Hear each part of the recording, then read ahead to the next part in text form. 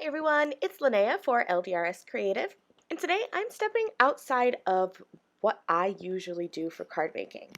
I love to create cards with lots of dimension and foam tape and layers, but today I'm doing a one-layer card. I'm going to be ink blending and stenciling and doing some masking as well.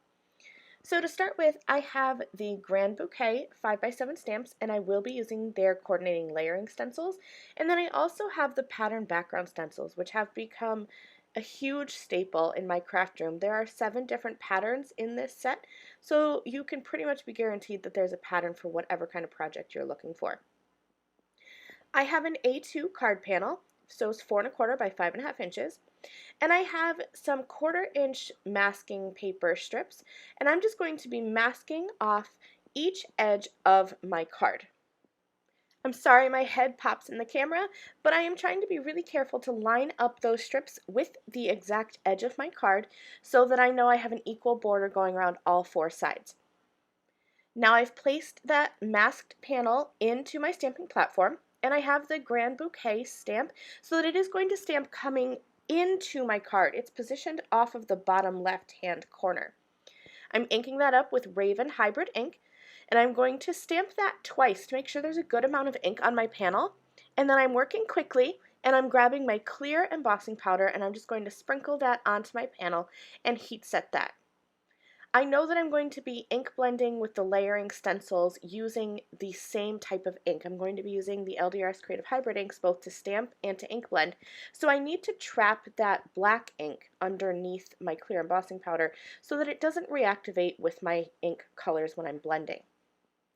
Here are the Grand Bouquet layering stencils. There are 3, and you're going to see that there's, on this first stencil, there's 3 layers to each flower. So that top is for flower 1, and then the bottom is all for flower 2, and then there's another strip for flower 3, then there's centers and the leaves. I have 3 colors of ink here, and I will end up switching my darkest purple for a lighter one, because as I started ink blending, I realized that there was too much of a jump in color.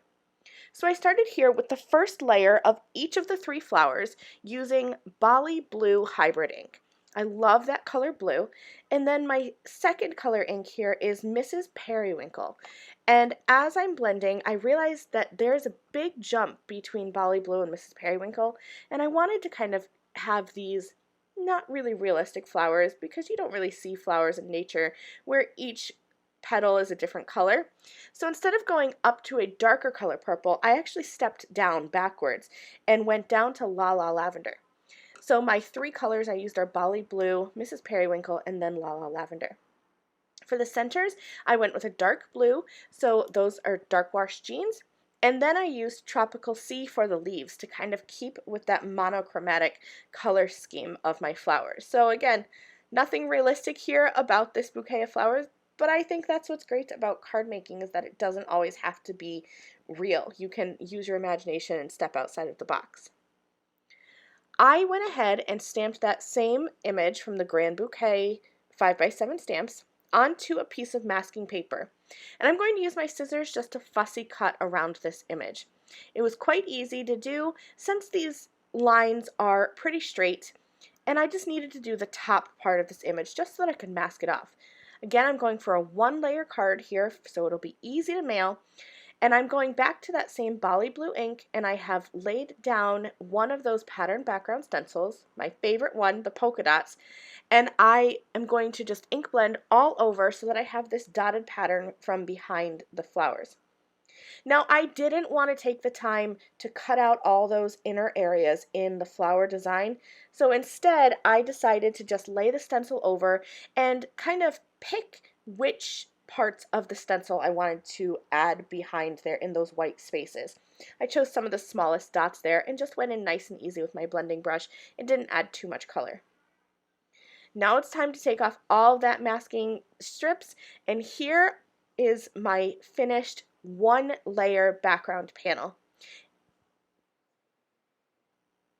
Doing this 1-layer design is definitely outside of my comfort zone, but I think that it turned out really pretty.